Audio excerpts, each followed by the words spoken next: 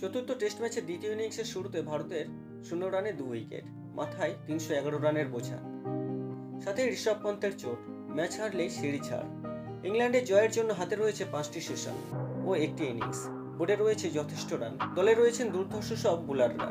শুধু জিততে হলে নিতে হবে 8টি উইকেট। সবকিছুই যখন ইংল্যান্ডের পক্ষে, তখন কে জানতো ভারতের 4 জন নায়ক ইংল্যান্ডের ওল্ড ট্রাফোর্ড ক্রিকেট গ্রাউন্ডে তৈরি করবেন ইতিহাস। ইংরেজদের ঘরের মাঠেই ইংরেজদের শাসন করবেন, রীতিমতো দাসত্ব করাবেন ইংরেজদের। কি ঘটল ম্যাচে? কেন ইংরেজ অধিনায়ক বেন স্টোকস রেগে গেলেন এত?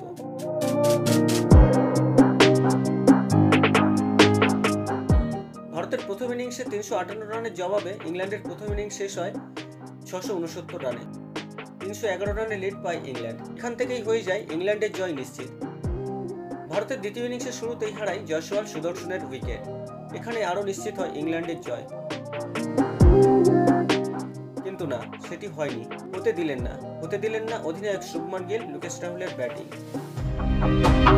রবীন্দ্র জাদেজা, ওয়াশিংটন সুন্দর দুর্দান্ত পারফরমেন্স। গিল এবং রাহুল করলেন 188 রানের জুটি। ভারতের তৃতীয় উইকেট পরে 188 রানে। রাহুল আউট হন 90 রানে। ভারতের চতুর্থ উইকেট পরে 222 রানে। শুভমান গিল আউট হন 103 রানের দুর্দান্ত ইনিংস খেলে। তারপর শুরু হয় দুই বাঁহাতি ভারতীয় অলরাউন্ডারের সেই ঐতিহাসিক ইনিংস। রবীন্দ্র জাদেজা ও ওয়াশিংটন সুন্দর রীতিমতো ক্লান্ত ইংরেজ বোলারদের নাস্তানা বোধ করে ছাড়লেন।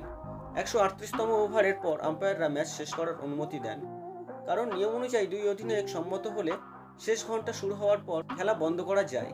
ইংল্যান্ড অধিনায়ক বেন স্টোকস সেই অনুযায়ী হাত মিলিয়ে ম্যাচ শেষ করতে চাইলেও তখন নিজের সেঞ্চুরি থেকে মাত্র 11 রান দূরে থাকা রবীন্দ্র জাদেজা তা মানতে রাজি হন। স্টোকস জাদেজার সঙ্গে হাত মেলাতে এগিয়ে গেলে জাদেজা তা প্রত্যাখ্যান করেন এবং খেলা চালিয়ে যাওয়ার সিদ্ধান্ত নেন। এই ঘটনার জেরে রেগে গেলেন ইংল্যান্ড অধিনায়ক বেন স্টোকস।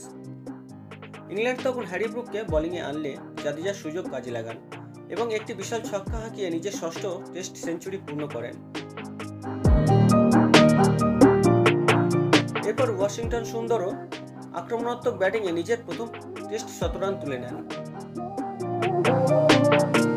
প্রসঙ্গত, ম্যাচের পঞ্চম দিনে ভারত রীতিমতো শাসন করল ইংরেজ বোলারদের উপর, হারালো মাত্র 2টি উইকেট। শেষ দিকে নিশ্চিত জয় যখন ইংল্যান্ডের হাত থেকে বেরিয়ে গিয়েছে, তখন ক্লান্ত ইংরেজ খেলোয়াড়রা ভারতের কাছে আবেদন জানান ম্যাচ ডিক্লেয়ার করার জন্য। কিন্তু ভারত রাজি হয়নি। ক্লান্ত অবস্থাতেও খেলা চালিয়ে যেতে হয় ইংরেজদের, ঠিক যেন কৃতদাসদের মতোই। এইরকম পরিস্থিতিতে ক্ষুব্ধ হন ইংল্যান্ড অধিনায়ক বেন স্টোকস। ম্যাচ শেষে জাদেজার সঙ্গে প্রথমত হ্যান্ডশেক করতে অসম্মতি জানালেও পরে অবশ্য হ্যান্ডশেক করেন।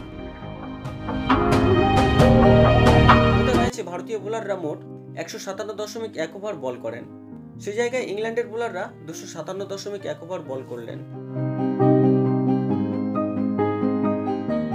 উল্লেখ্য, দুই ব্যাটসম্যানের দৃঢ়তা এবং ধৈর্য ইংল্যান্ডের বোলিং আক্রমণকে ব্যর্থ করে দেয়।